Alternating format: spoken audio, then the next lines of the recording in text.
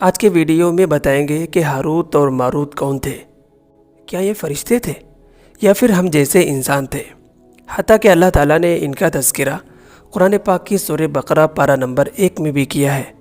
آپ سے گزارش ہے کہ اس ویڈیو کو مکمل دیکھیے گا، اس سے آپ کو ہاروت اور ماروت کی حقیقت کا علم بھی ہوگا، کیونکہ ان کے متعلق بہت ساری من گھڑت باتیں بھی بتائی جاتی ہیں۔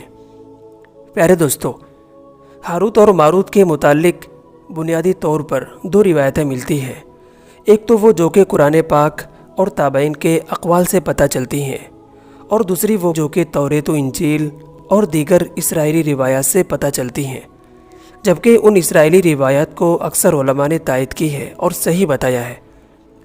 روایتوں کے مطابق حضرت ادریس علیہ السلام کے زمانے میں آسمان اور زمین کے درمیان سے پردے کو ہٹا دیا گیا، تو فرشتوں نے زمین پر آباد انسانوں کو دیکھ کر حیران ہوئے اور بولے، اے باری تعالیٰ، ہم تو گناہوں کے قریب بھی نہیں جاتے، جبکہ یہ بنی آدم کس قدر گناہوں میں مبتلا ہیں۔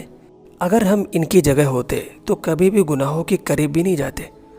اللہ تعالیٰ نے ارشاد فرمایا، اے فرشتوں، ہم نے انسانوں کے اندر شہوت اور غصے کو رکھا ہے، اگر یہ دونوں چیزیں تمہارے اندر بھی ڈال دی جائے تو تم بھی اس طرح کا گناہ کر رہے ہوتے۔ لیکن فرشتوں نے کہا کہ نہیں، پھر بھی ہم گناہ نہیں کرتے، بلکہ تیری عبادت میں مصروف رہتے۔ چنانچہ فرشتوں نے اللہ تعالیٰ کے حکم سے اپنی جماعت میں سے دو نیک اور اطاعت گزار فرشتوں کو چن لیا، جن کا نام ہاروت اور ماروت تھا۔ اللہ تعالیٰ نے ان کے اندر انسانی شہوت اور انسانی فطرت کو ڈال کر دنیا میں بھیج دیا، اور وہ شہر بابل میں دو خوبصورت انسان کی شکل میں آئے اور قاضی کے کام پر مقرر ہو گئے، جہاں وہ لوگوں کے درمیان فیصلے کیا کرتے تھے۔ چنانچہ ایک دن ایسا ہوا کہ ایک خوبصورت لڑکی اپنا مقدمہ لے کر ان دونوں کے پاس حاضر ہوئی اور کہا کہ میرا شوہر بہت پریشان کرتا ہے۔ ہاروت اور ماروت نے جب اس لڑکی کی خوبصورتی کو دیکھا، اس پر عاشق ہو گئے اور زناکاری کی طرف مائل ہونے لگے۔ اس عورت نے کہا کہ میں تمہارے ساتھ زنا کروں گی، لیکن اس شرط پر کہ تم بھی بتوں کی پوجا کرو اور شراب پیو، یا پھر میرے شوہر کو قتل کر دو۔ ہاروت اور ماروت نے شراب کو چھوٹا گناہ سمجھ کر شراب پی گئے، اور اس کے بعد اس شراب کے نشے میں چور ہو کر اور بھی بڑے گناہ کبیرہ کر بیٹھے۔ اس عورت نے ان سے آسمان پر چڑھنے کا عمل بھی سیکھ لیا، جس کے ذریعے وہ آسمان پر جایا کرتے تھے۔ جب عورت اس عمل کے ذریعے آسمان پر گئی تو اللہ تعالیٰ کے حکم سے اسے ستارے کی شکل میں مسخ کر دیا گیا۔ چونکہ اس عورت کا نام زہرہ تھا، اس لیے وہ سیارہ بھی زہرہ کہلایا۔ اس گناہ کے عوض میں ہاروت اور ماروت اس اسم اعظم کو بھی بھول گئے، جس کے ذریعے سے وہ آسمان پر جایا کرتے تھے، اور اللہ تعالیٰ نے سزا کے طور پر بابل کے کنویں میں انہیں الٹا لٹکا دیا، جہاں وہ قیامت تک یوں ہی قید رہیں گے۔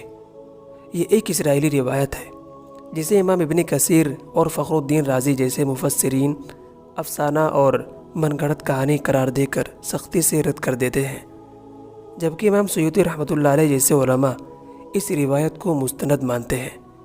ہاروت اور ماروت اور بابل کے کنویں کے متعلق ایک اور روایت بکثرت بیان کی جاتی ہے کہ ایک زمانہ ایسا تھا کہ شہر بابل تہذیب و تمدن کا مرکز تھا۔ یہاں کے لوگ باطل خداؤں کی پرستش کیا کرتے تھے۔ یہ لوگ اپنی قسمت ان باطل خداؤں سے وابستہ سمجھتے تھے، اس لیے علم نجوم اور علم فلکیات میں بڑے ماہر تھے۔ ان کی بت قدوں میں ستاروں کی پوجا کی جاتی تھی۔ یہ لوگ جادو منتر اور سفلی عمل کو بہت اہمیت دیتے تھے۔ اس عمل کے ذریعے معاشرے میں خوب فساد مچایا کرتے تھے، حتیٰ کہ یہ لوگ جادو منتر اور سفلی عمل میں بہت زیادہ آگے بڑھ گئے تھے۔ ان میں بڑے بڑے جادوگر موجود تھے۔ ان کی تاریخی کتابوں میں جگہ جگہ جادو اور تنتر منتر ہی نظر آتا ہے۔ مختصر یہ ہے کہ جادو منتر ان کی رگ رگ میں رچا بسا تھا۔ جب حضرت سلیمان علیہ السلام کی حکومت آئی تو آپ علیہ السلام نے ان لوگوں کو اس شرکیہ عمل سے روکا اور ان کی سحر اور جادو کتابوں کو ایک جگہ جمع کر کے اپنی عظیم کرسی کے نیچے دفن کر دیا، تاکہ اس فتنے کا جڑ سے ہی خاتمہ ہو جائے۔ چنانچہ جب سلیمان علیہ السلام کی وفات ہو گئی تو شیطان نے ان کتابوں کو دوبارہ کھود کر نکال لیا اور لوگوں سے کہا کہ سلیمان نبی نہیں تھا، بلکہ ان کتابوں کے ذریعے ہی حکومت کرتا تھا، حتیٰ کہ ہوا میں اڑنا اور جناتوں پر قابو پانا۔